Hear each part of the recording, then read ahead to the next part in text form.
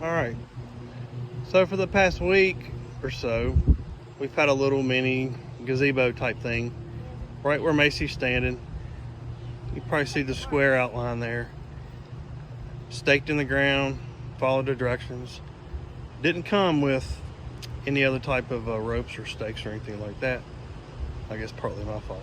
But just a second ago, the wind, which is picking up again, so we might be picked up.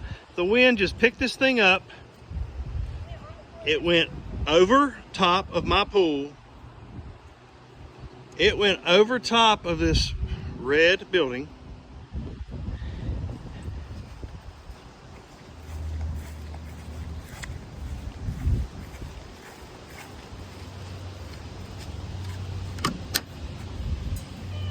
And it landed here on the other side of the red building. Unbelievable wind gust.